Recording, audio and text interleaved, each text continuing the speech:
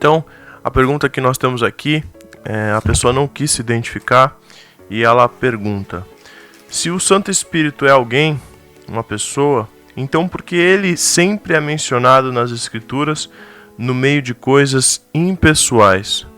Por que o Espírito Santo é sempre mencionado nas Escrituras no meio de coisas impessoais?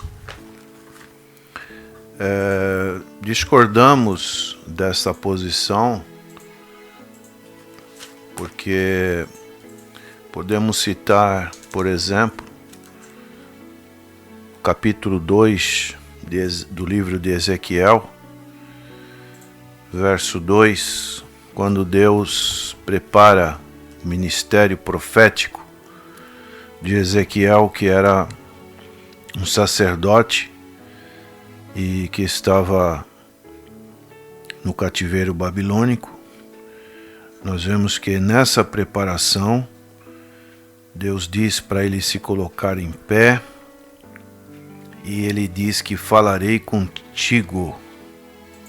Então vamos ler Ezequiel 2:2. Enquanto ele falava, o Espírito entrou em mim e me pôs de pé, e ouvi aquele que me falava. Então, observamos a posição do profeta ao receber a mensagem de Deus. Foi-lhe ordenado ficar em pé, não se ajoelhar, nem se prostrar. Ele que já estava prostrado quando Deus falou com ele.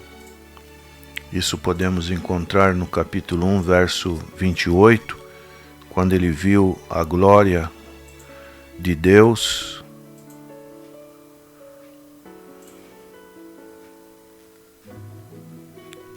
Tal como a aparência do arco-íris nas nuvens de um dia chuvoso, assim era o resplendor ao seu redor.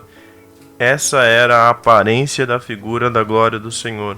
Quando a vi, prostrei-me com o rosto em terra e ouvi a voz de alguém falando. Prostrei-me com o rosto em terra. E agora, Deus pede para ele se levantar. E na sequência, como foi lido no verso 2, o Espírito Santo entrou em Ezequiel, no mesmo sentido em que ele vem aos homens nos tempos do Novo Testamento. Então, vemos esse acontecimento que não é, como a pergunta diz aqui, coisas impessoais. Um ser humano não é impessoal. Podemos também citar no Novo Testamento, capítulo 2 de Atos, quando no verso 4 foram cheios do Espírito Santo. Todos ficaram cheios do Espírito Santo e começaram a falar noutras línguas conforme o Espírito os capacitava. Então aqui significa que eles estavam cheios do Espírito e batizados com o Espírito Santo.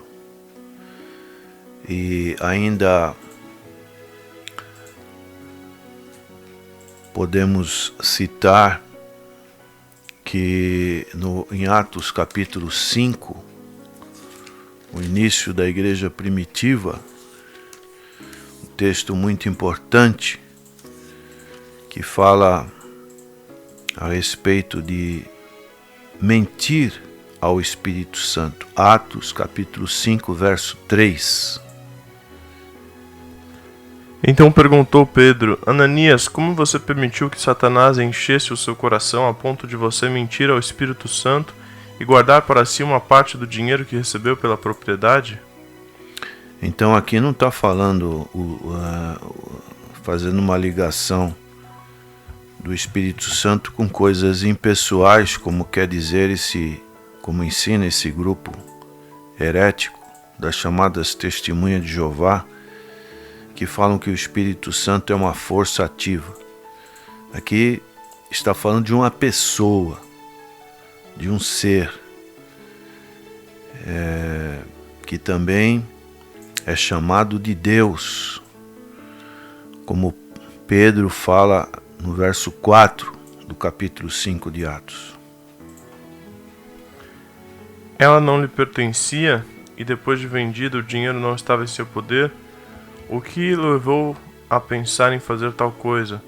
Você não mentiu aos homens, mas sim a Deus. Então, Pedro está falando do Espírito Santo e muito claramente ele fala que não mentiste aos homens, mas a Deus. Então, mentir ao Espírito Santo, que também é chamado de Deus. O Espírito Santo é Deus, assim como o Pai e o Senhor Jesus Cristo são. Então discordamos dessa posição que o Espírito Santo está sempre ligado com coisas impessoais. O Espírito Santo é uma pessoa. E então, dessa maneira, podemos ver, no caso, no Antigo Testamento, várias expressões utilizando o enchimento do Espírito, e o Espírito com letra maiúscula. Por exemplo, Êxodo capítulo 28, verso 3.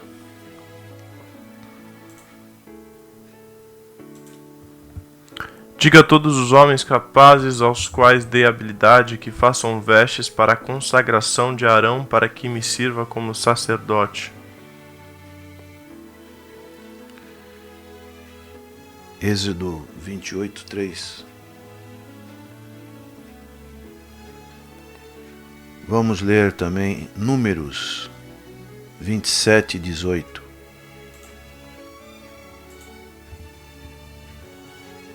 Então o Senhor disse a Moisés: chame Josué, filho de Num, homem em quem está o Espírito, e imponha as mãos sobre ele. Então vemos a ligação do Espírito Santo. O próprio Davi, quando pecou, Salmo 51, verso 10, ele pede a restauração pelo Espírito Santo. Cria em mim um coração puro, ó Deus, e renova dentro de mim um espírito estável. Daí, nós vemos que o Espírito Santo é Deus. O Espírito Santo, nós devemos buscar o Espírito Santo. 1 Coríntios capítulo 6 fala que nós somos templos do Espírito Santo. Não podemos extinguir o Espírito Santo. O Espírito Santo, conforme Romanos 8:26, ele faz gemidos em nosso ser quando nós não sabemos o que falar, o que pedir. Então, o Espírito Santo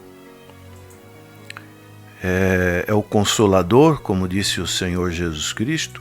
Não vos deixarei órfãos, enviarei, e quando eu for, enviar-vos-ei o Espírito Santo, o Espírito da promessa, o Espírito que sela, o Espírito que nos convence do erro, do pecado, da justiça, do juízo vindouro.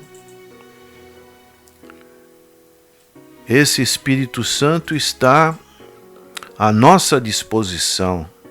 Devemos buscar o Espírito Santo e nunca menosprezar, porque o próprio Senhor Jesus Cristo falou que todos os pecados seriam perdoados. O único pecado que não seria perdoado é a blasfêmia contra o Espírito Santo. E quando não consideramos o Espírito Santo como Deus, é uma blasfêmia, porque estamos menosprezando a Deus, estamos fazendo Deus como se fosse uma coisa, um objeto, como diz aqui o consulente, um objeto impessoal. Então a nossa postura é ver a ação do Espírito Santo tanto no Antigo Testamento, como pudemos ver no exemplo de Ezequiel e muitos outros exemplos de homens e mulheres que foram cheios do Espírito Santo no Antigo Testamento, e principalmente na dispensação do Novo Testamento, nós vemos a ênfase que o Senhor Jesus disse para os seus discípulos, apóstolos, para o início da igreja primitiva: ficai em Jerusalém até que do alto sejais revestidos de poder, recebereis o Espírito Santo e ser-me-eis testemunhas, tanto em Jerusalém, Judéia e Samaria, até os confins da terra.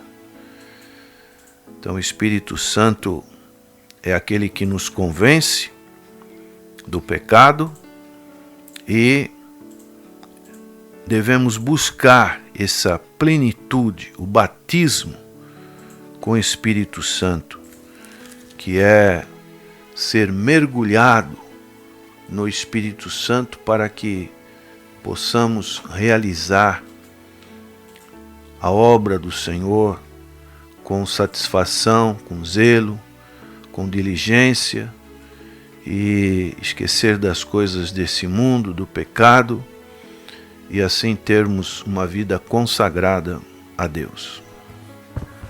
Amém.